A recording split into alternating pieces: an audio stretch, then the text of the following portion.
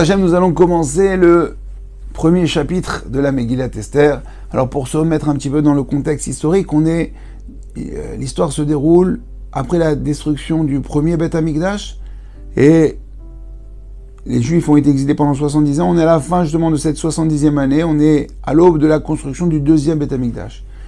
En année, ça fait à peu près il y a 2400 ans. 2400 ans, c'est-à-dire 400 ans avant JC. JC, c'est les initiales de j'ai cru. Il y croyait, il dit j'ai cru. On lui a dit, on te croit. Alors, donc la Megillah, elle commence comme ça. Vahi bime Achashverosh. Donc la Gemara dit qu'à chaque fois que un pasouk, un texte commence par Vahi, ça annonce une catastrophe. Alors la catastrophe, on va voir, c'est Haman, Achashverosh et tous les décrets qui vont venir. Donc ce Achashverosh, il nous dit, le texte dit Vahi bime Achashverosh, ou Achashverosh amoler mihodu ve'ad kush. Mea ve'esrim ve'shema medina, 127 provinces, ce qui est énorme. Énorme, c'est aujourd'hui les États-Unis, c'est de la rigolade. Bayamim haem keshevet hamelech Achashverosh al kiseh malchuto, asher beshushan ebira. Quand ce Achashverosh, il était assis sur son trône royal, à Shushan. Alors là déjà, à Shushan, Abira. Shushan, la grande capitale. Il faut savoir qu'en Perse, c'est passé en Perse, Shushan, c'est une petite bourgade, c'est une petite campagne. Qu'est-ce que ça veut dire Shushan, Abira, Shushan, la capitale. Comme si je vous dis que maintenant, Saint-Ouen-l'Aumône, la capitale de la France. C'est une petite commune, rien du tout. Alors, il faut savoir que à la destruction du premier Beth Amikdash, il y avait un trône royal, le trône de Shlomo HaMelech, un trône extraordinaire, magnifique, en or avec des lions, des aigles. La particularité, c'est que ces animaux-là, ils étaient vivants. Et lorsque Shlomo HaMelech est mort, et lorsqu'ils ont voulu prendre ce trône, chaque roi qui voulait oser monter sur ce trône-là, il se faisait griffer, il se faisait tuer par les lions. Donc il y a des rois qui sont passés avant Achashverosh, il a vu le désastre, il a dit, bon, écoutez-moi, ce trône est très joli, très très bien, je veux le même. Mais celui-là, on ne peut pas le toucher. Donc ce qu'il fait, il lance un appel d'offres avec tous les menuisiers de ces 127 provinces. Il lance comme ça, il dit, qui est capable de faire un tel trône? Et au Hachem, il y en a un qui lui répond, il était à Shushan. Alors il construit, ça prend plusieurs mois, un trône, beau trône royal. Et il appelle Achashverosh, il dit, c'est bon, le trône est bon, où est-ce que je livre? Il dit, tu livres dans la grande ville.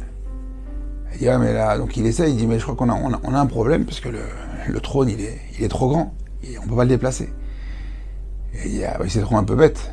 Il dit, tu vois, on va construire le palais autour du trône. Donc il y a eu le trône, ils ont construit le palais autour du trône. Donc voilà comment Shushan est devenue la capitale de tout ce royaume. Mais en vérité, à Shushan, il y avait un juif qui habitait là-bas. Il y avait Mordechai. Ramim disent que Akadosh Baruch Hu ne voulait pas l'acteur principal de cette histoire, ça devait être Mordechai. Ça devait être Esther. On ne va pas déplacer le tzaddik du Sanhedrin jusqu'à la capitale. Et quoi, on va le faire déménager, il va devoir trouver un appart.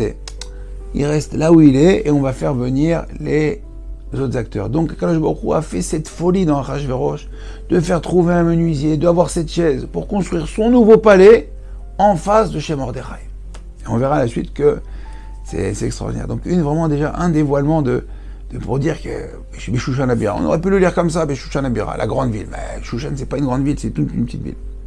Bishnat Shalosh Lemalcho, Asa Mishte Lechol Sara Vavadav Chel Paras Umadai, Apartemim Vesara Medinot Lefanav. Et là, il va donner un grand festin, la 3e année de son règne. Alors pourquoi la 3e année? Parce qu'il y avait un doute, est-ce que les 70 ans d'exil d'Ibn Israël étaient terminés, n'étaient pas terminés, il avait peur, il doutait, donc il a dit, bon, la 3e année, là c'est sûr. Et donc il a vu que les Juifs, parce qu'Akadosh Baruch Hu, il avait fait une promesse par l'intermédiaire des prophètes, qu'après 70 ans, on va retourner sur notre terre. Donc il avait calculé, il a vu que 70 ans sont passés, et les Israéliens ne sont toujours pas de retour. Donc les Israéliens étaient un petit peu frustrés, malheureux de voir qu'Akadosh Baruch Hu, entre guillemets, les avait abandonnés. Il dit, bon, maintenant, c'est le moment de faire la fête. Et il a fait une petite fête, d'accord, un petit michté, qui a duré à peu près 180 jours. Ce qui est pas mal, c'est pas 180 jours. Et là, hein, il y va. 180 jours, donc il y a écrit que chaque jour était aussi grand l'un que l'autre. Les boissons, les plats, les viandes, les traiteurs, tout ce que vous voulez. Il dit, Baroto et Osher, Kevod, Malchuto, Vet Yekar, Tiferet, Gedulato, Yamim Rabim, Shmonim, Vemeat Yom. 180 jours pour montrer toute sa beauté. C'est Shoufouni. Regardez tout ce que j'ai, tous les trésors. Alors pourquoi 180 jours? Il dit le Gaon de Vilna que Achashverosh, il avait hérité de 1080 trésors. 1080 trésors. Et ce qu'il fait sur 180 jours, tous les jours, il montrait 6 trésors. Il dévoilait 6 trésors. 6 fois 180, ça fait 1080. Donc c'est pour ça que ça a duré autant de temps. Il ne voulait pas tout montrer d'un coup. Il voulait que chaque jour, à chaque heure, comme ça, il montre quelque chose vraiment pour montrer que la Porsche, le machin, et le truc. Et, petit à petit, je ne peux pas tout montrer d'un coup. Il faut que ça dure. Donc ça a duré 180 jours. Melot Ayami Maëlé. Une fois que c'est 180 jours de festin où c'était la folie, quoi. C'était gros festin.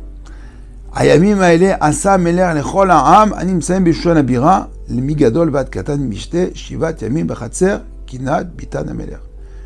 Après ça, il a fait un petit michté. Allez, on fait l'after. 7 jours. Un michté de 7 jours avec les gens qui se trouvaient à Shushan, pour les proches. Et là, tout le monde fut invité, et là même les juifs. Et là, donc là, va commencer la marloquette. Est-ce qu'il faut participer à ce michté? Est-ce qu'il ne faut pas participer à ce michté? Et là, Mordechai, qui était un des chefs du Sanhedrin, il a dit, non, écoutez-moi, on ne participe pas au michté. Alors tout le monde l'a regardé et dit, écoute-moi, Mordechai, on a une super occasion, là, le roi nous invite à la Maison Blanche, d'accord? Il a dit, tout est cachère, le vin, la viande, la madrine, il nous met pas. Mordechai, il dit, écoutez-moi bien, on ne se mélange pas.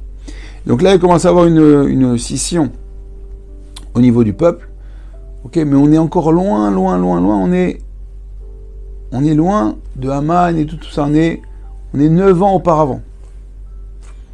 Et on dit, Mordechai, c'est l'occasion, on va distribuer des cartes de visite, on va peut-être pouvoir débloquer des budgets à la mairie, pouvoir construire des centres communautaires, vas-y, c'est l'occasion, on profite. Non, on se mélange pas. Bon, alors